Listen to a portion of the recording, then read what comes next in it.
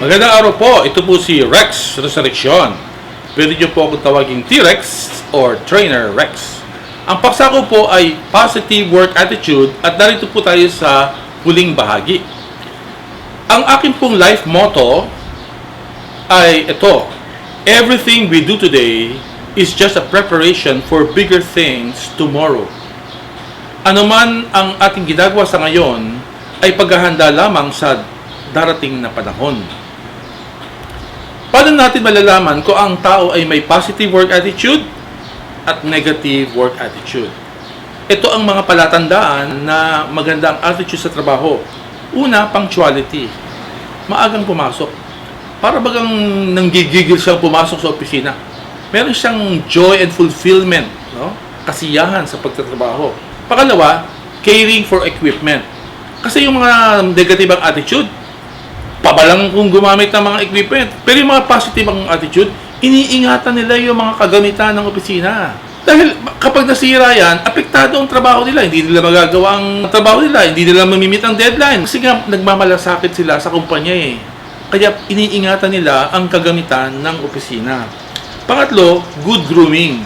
Nag-aayos sila sapagkat haharap sila sa kanilang boss. So gusto nila, they are at their best. Hindi ka naman pupunta sa palengke. Bakit ganyan ang pananamit mo? Parang akala mo walang halaga sa iyo yung opisina. So dapat po pahalagahan natin kasi haharap po tayo sa mga importanteng tao. Pang-apat, politeness to your customers. Polite to your fellow employees. Polite to your boss. Lalo na sa customer, sapagkat ang customer natin, yan ang boss ng ating boss. Saan nagagaling yung pinapasweldo sa atin? Galing yan sa customer. Yung customer magbabayad yan sa ating boss at yung boss babayaran tayo ng sweldo natin. So saan ang galing? Doon sa customer. Kaya ganun kahalaga ang mga customer. Panglima, pagsunod sa mga tuntunin ng kumpanya. Obedience to company rules. Kasi ikaw naman ang namasukan dyan sa opisina na yun. Hindi ka naman pinilit eh. Ikaw itong naghanap ng trabaho, ikaw yung nakiusap na kailangan ko po ng trabaho, tanggapin niyo po ako. Oh, ikaw ang pumasok. So therefore, sumunod ka. Pang-anim, walking the extra mile. Yung naghahanap ka ng paraan paano pa maging blessing sa iyong kumpanya. O kunyari may nakita kang need, problema yung kumpanya, magkukusa ka, sasabihin mo, boss, napansin ko kasi may problema tayo sa ganito. Boss, okay lang ba sa iyo kung gagawa ko ng solusyon para doon?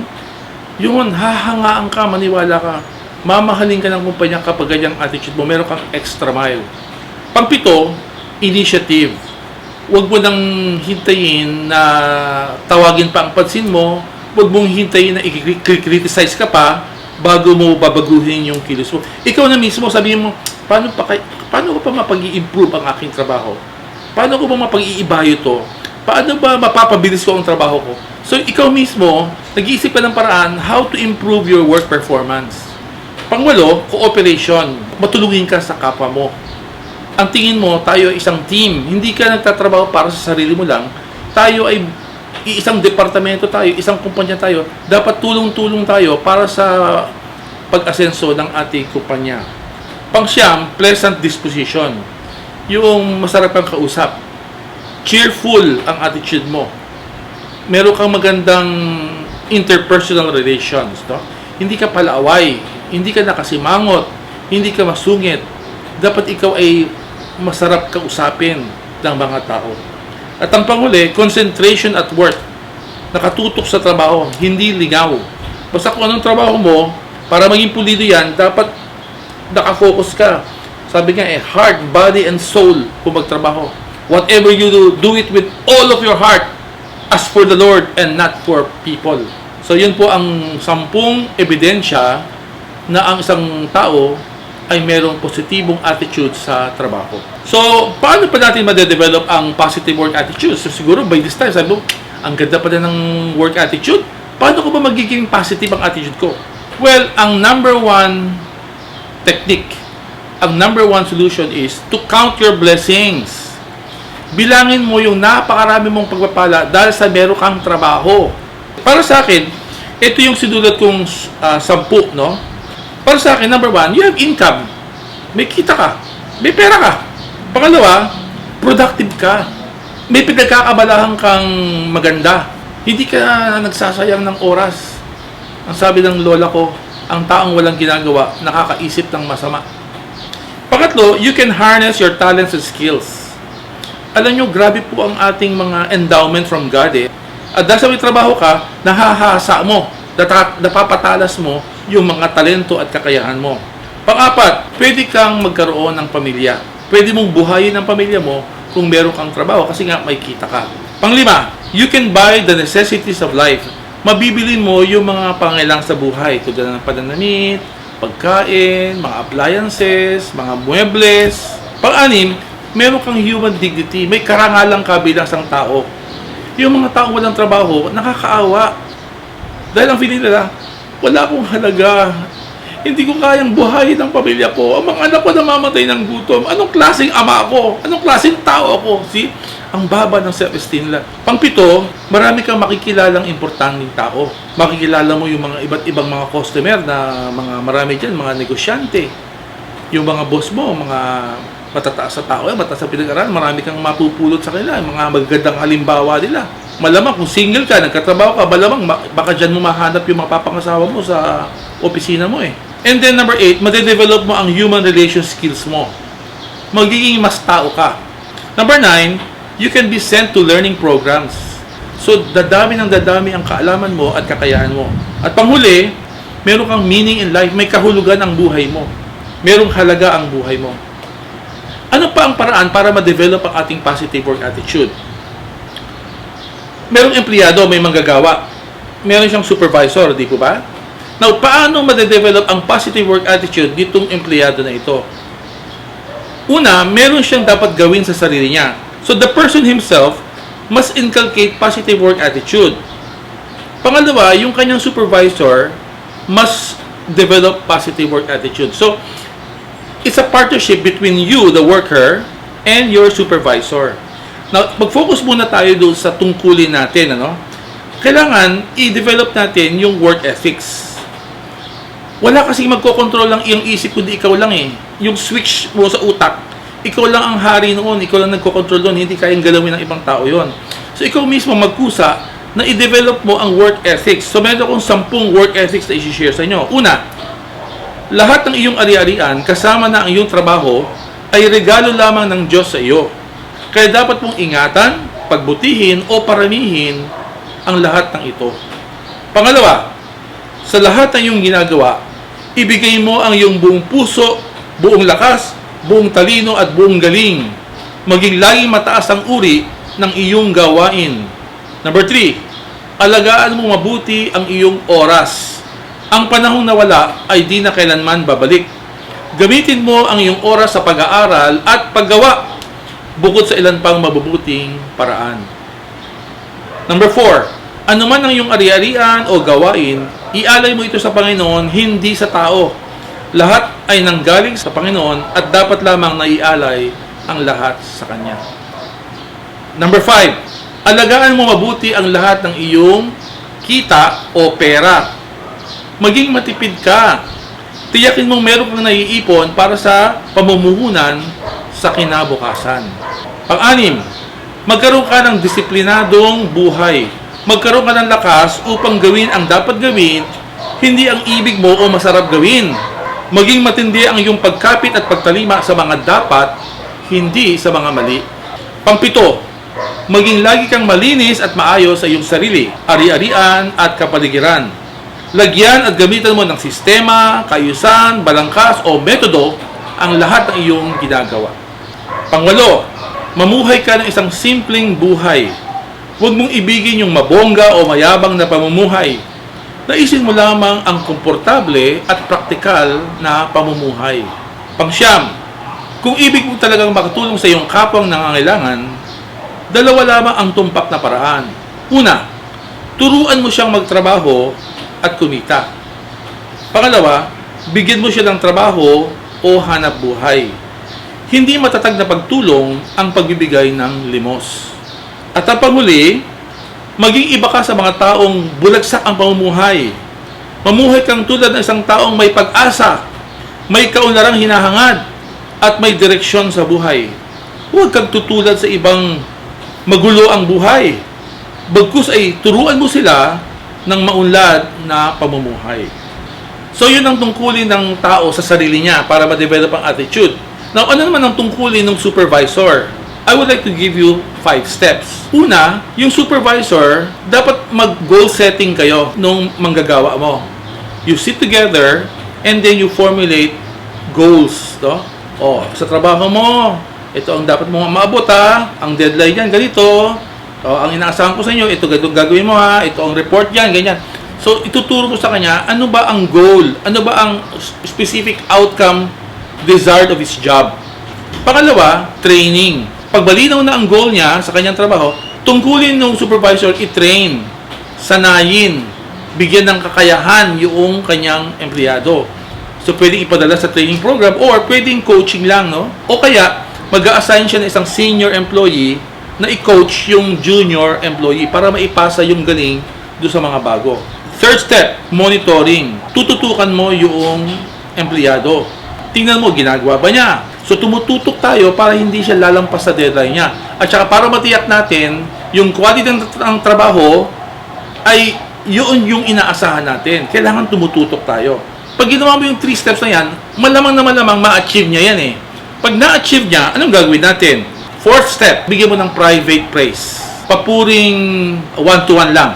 I-express mo yung kasiyahan mo dahil sa nagawa niya ng pulido ang trabaho niya. Yun ang tungkulin ng supervisor. Kapag paulit-ulit niyang na-achieve ang goal niya at pulido ang trabaho, pwede mo na siyang bigyan ng public praise.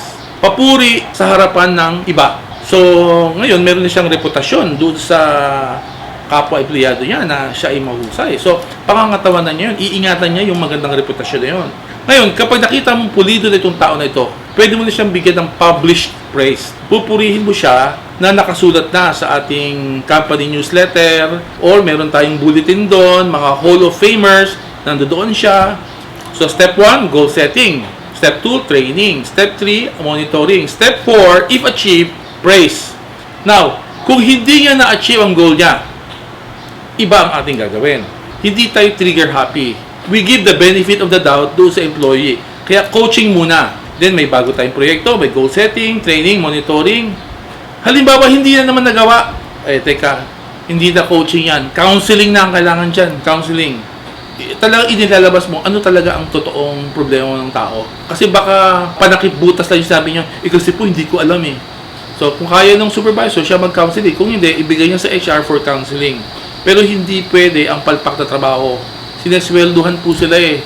Unacceptable po yon. So ngayon, meron namang bagong proyekto. Goal setting na naman, training na naman siya, minomonitor siya, follow up siya. Sabi niya, ginawa na, matatapos na raw.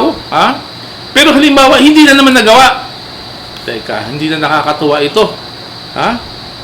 Hindi na coaching ang kailangan dyan. Hindi na counseling ang kailangan dyan. Ang kailangan dito, corrective action na.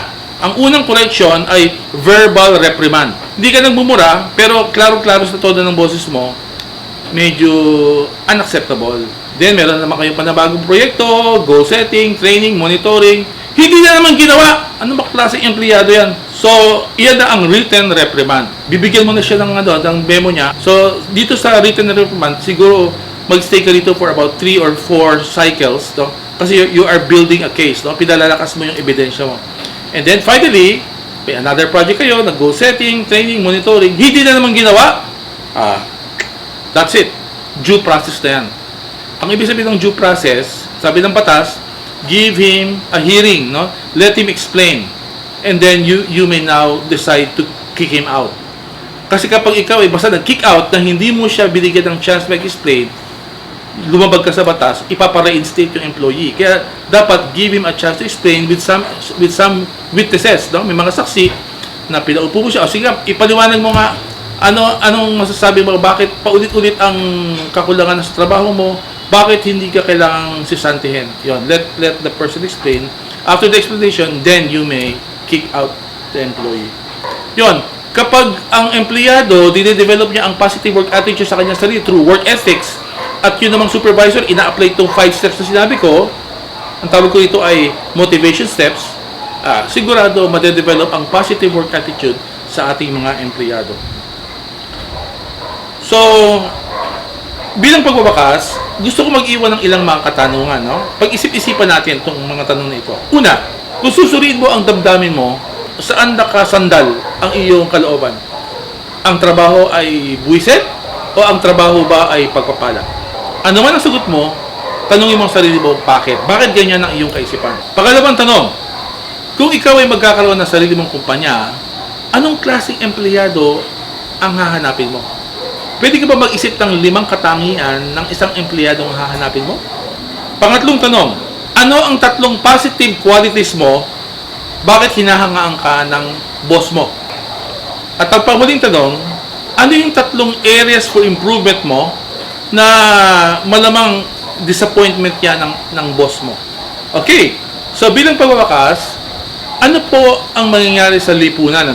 Kunyari, nagtatrabaho tayo sa gobyerno at umiiral ang positive work attitude sa mga empleyado sa gobyerno. Ano mangyayari?